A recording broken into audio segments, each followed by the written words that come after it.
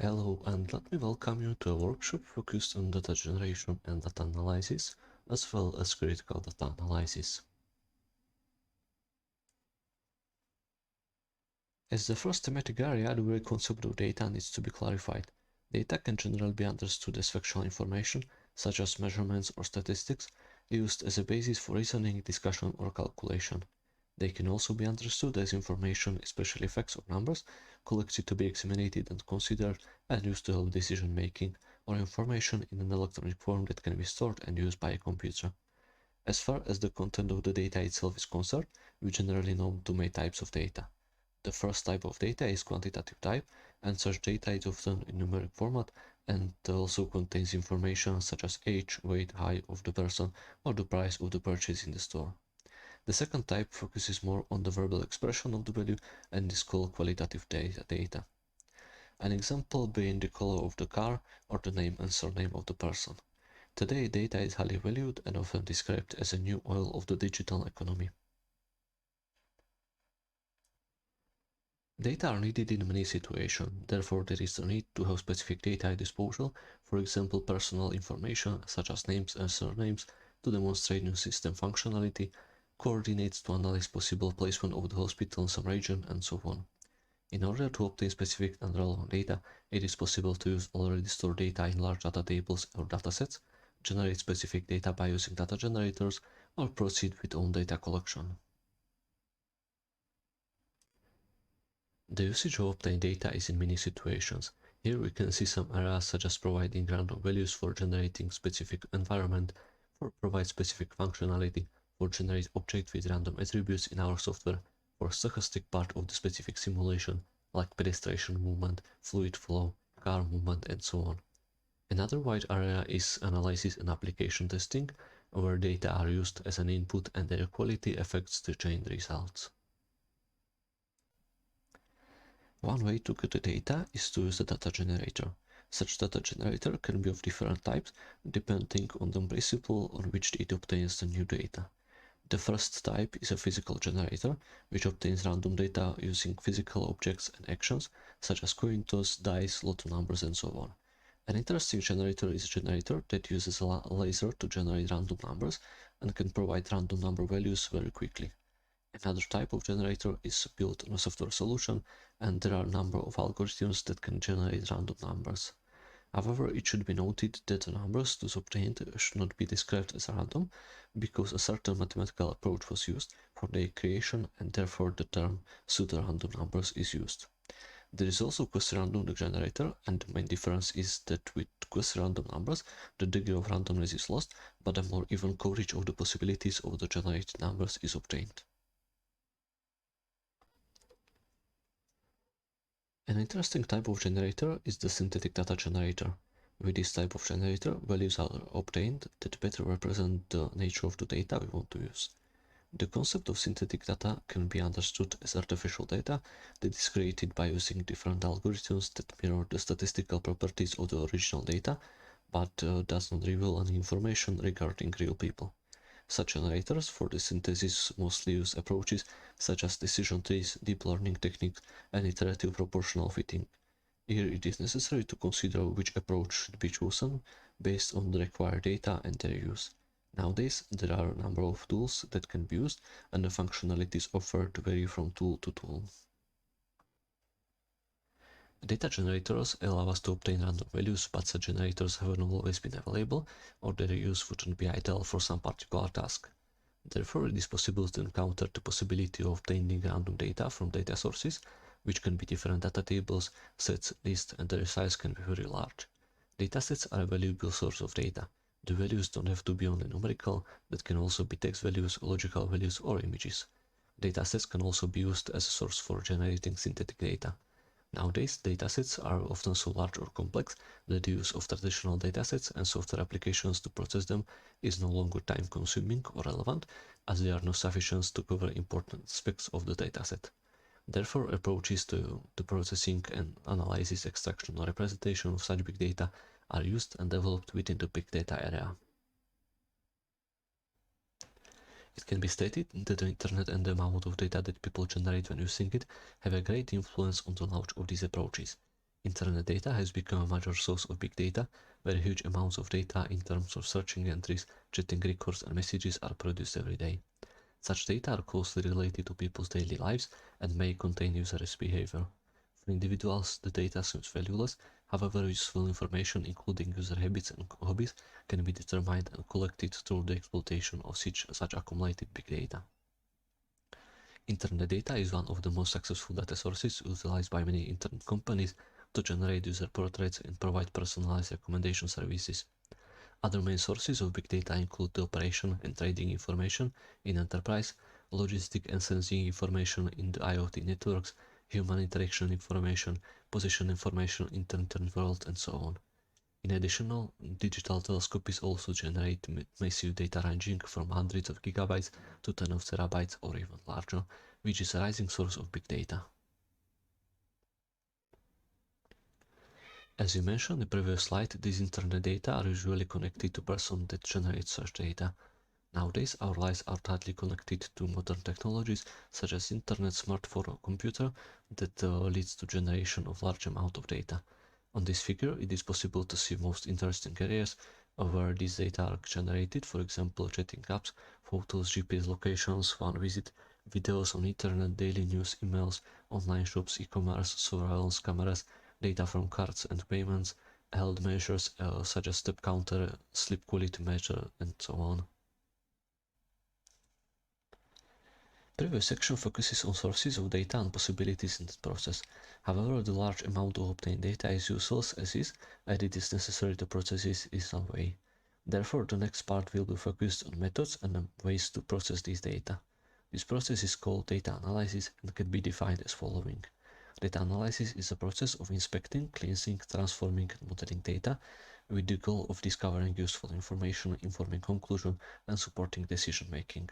Data analysis has multiple facets and approaches, encompassing different techniques under a variety of names, and is used in different business, science, and social science domains. For example, in marketing, data analysis is used by researchers to predict consumer behavior and help companies place their products and services in the market accordingly. For instance, sales data analysis can help you identify the product range not so popular in a specific demographic group. It can give you an insight into tweaking your current marketing campaign to better connect with the target audience and address their needs.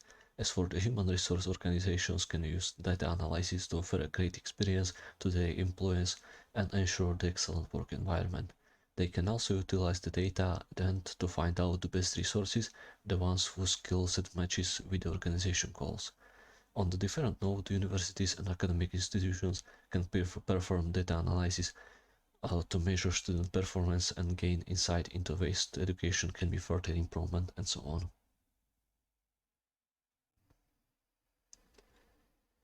Data analysis is a process that can be divided into the following steps. The first one is to define your question. Start by selecting the right question. Questions should be measurable, clear, and concise. Design your questions to qualify or disqualify possible solutions to a specific problem. The next step is to establish measurement priorities.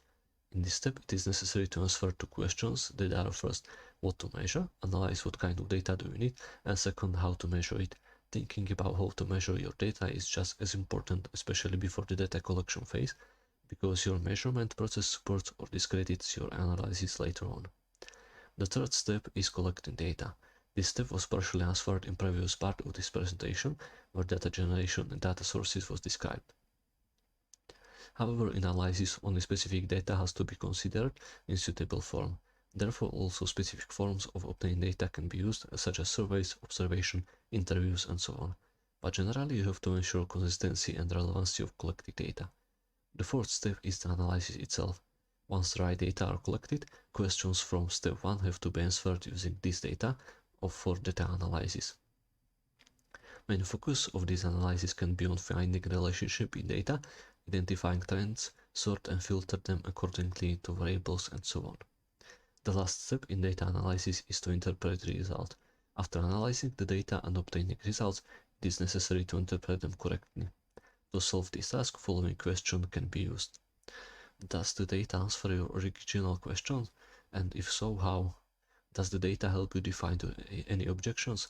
And if so, how? Are there any limitations to the conclusion, any angles you haven't considered?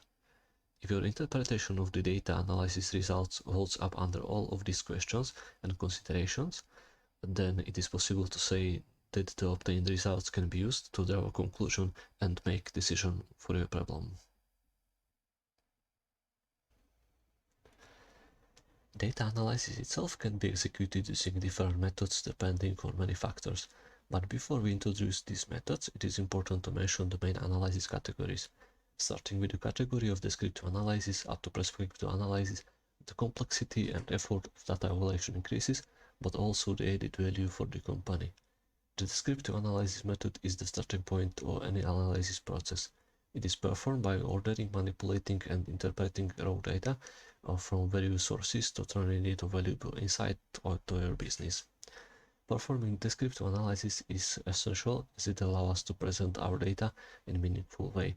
Although it is relevant to mention that this analysis on its own will not allow you to predict future outcomes or answering questions like why something happened, but it will leave your data organized and ready to conduct further analysis. The explanatory analysis enables you to find connections and generate hypotheses and solutions for specific problems. A typical area of application for explanatory analysis is data mining. One of the most powerful types of data analysis is diagnostic analysis. This type of analysis empowers analytics and business executives by helping them gain a firm contextual understanding of why something happened. If you know why something happened as well as how it happened, you will be able to pinpoint the exact way of tackling the issue or challenge. Designed to provide a direct and actionable answer to specific questions, this is one of the most important research methods. The predictive analysis uses the result of the previously mentioned descriptive, explanatory, and diagnostic analysis, in addition to machine learning and artificial intelligence, to predict the future trends, potential problems or inefficiencies, connections, and causalities in data.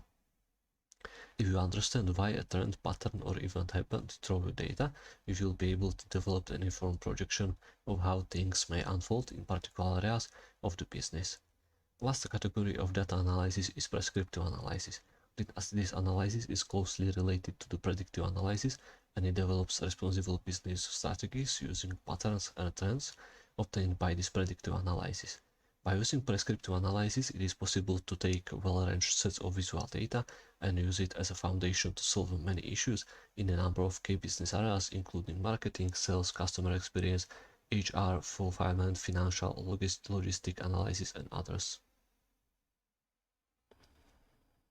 After mentioning different categories of data analysis, it is possible to continue with describing of different types of methods for data analysis.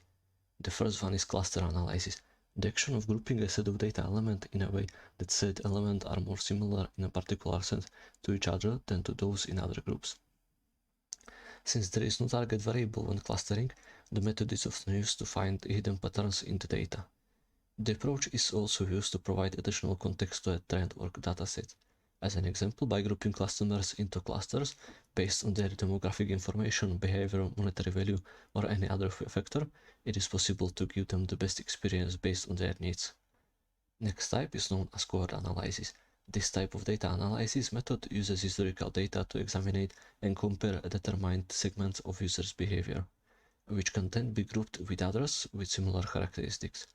Thanks to that, it is possible to gain a wealth of insight into customers' needs or a firm understanding of a broader target group. Cohort analysis can be really useful to perform analysis in marketing as well as it allows you to understand the impact of your campaigns on specific groups of customers. A useful tool to start performing cohort analysis method is Google Analytics. The third data analysis method, named regression analysis, uses historical data to understand how a dependent variable value is affected by one in linear regression or more independent variables in multiple regression change or stay the same. By understanding each variable's relationship and how they developed in the past, it is possible to find possible outcomes and make better decisions in the future.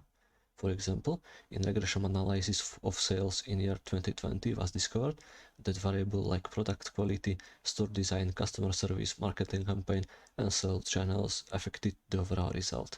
Now it is possible to use regression to find which of these variables changed or if any new one appeared during the year 2021 by taking into account newly obtained data. Next type is the neural networks. They form the basis for the intelligent algorithms of machine learning. It is a form of data-driven analytics that attempts, with minimal iteration, to understand how the human brain would process insight and predict values. Neural networks learn from each and every data transaction, meaning that they evolve and advance over time. A typical area of application for neural network is predictive data analysis. They are also used for speech recognition to find specific shapes or objects in the picture, to provide an AI for games and so on. The fifth type, the factor analysis, also called dimensional reduction, is a type of data analysis used to describe variability among observed correlated variables in terms of a potential lower numbers of unobserved variables called factors. The aim is to uncover independent latent variables. It is an ideal analysis method for streamlining specific data segments. A good example to understand this data analysis method is a customer evaluation of a product. The initial assignment is based on different variables like color, shape, wearability, current trends, materials, comfort, place where they bought the product, frequency of usage, and so on. Like this, the list can be endless depending on what you want to track. In this case, factor analysis can be used to summarize all of these variables into homogeneous groups, for example by grouping the variables color, materials, quality, and trends into broader latent variables of design. The sixth type is the data mining method. By using explanatory statistical evaluation, data mining aims to identify dependencies, relationships, and patterns and trends to generate advanced knowledge. When considering how to analyze data, data mining is often the first method to use. Its usage is broad across all fields. The last type is text analysis, also known in the industry as text mining. It is the process of taking large sets of textual data and arranging it in a way that makes it easier to manage. By working through this cleansing process, it is possible to extract data that is truly relevant and use it to find needed information for better understanding the given topic. Modern data analytics tools and techniques accelerated the process of text analysis. Thanks to the combination of machine learning and intelligent algorithms, it is possible to perform advanced analytics processes such as sentiment analysis. This technique allows us to understand the intention and emotions of a text, for example, if it's positive, negative, or neutral, and then give it a score depending on certain factors and categories that are relevant for your brand. During the process of data analysis, it is often needed to analyze data that are very valuable, important, private, or necessary.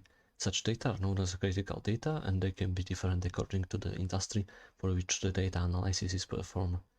Examples of such data are social security numbers, bank accounts or other financial account numbers, government IDs including driver's license numbers, state ID card numbers, passport numbers, and international visa numbers, student loans information, protected held information, foundation to know data, passwords, passphrases, PIN numbers, security codes, access code, and so on. Critical data must be managed to prevent business disruption and loss of revenue, and vice versa. Proper governance of critical data can maximize revenue, customer satisfaction, and operation cost effectively. Critical data are therefore very important part of any system, and they should be stored and proceed with caution. In order to fully understand how each critical data are affected the system, the data analysis should focus on them with respect of privacy that is based on the nature of this kind of data. This can also be set for the methods of data analysis, which should take into account as well. Working with large amount of critical data can be in some cases unfeasible because they can be very large and not all of them are required for analysis itself. This problem can be solved using specific measures, for example KPI, which stands for Key Performance Indicator. This is a quantitative measure of performance over time for a specific objective. It is also possible to work with critical data elements. Using this approach allow us to focus only on those risk metrics or KPIs that are most important for business risk management. In these days, data are one of the most important things in practically all fields.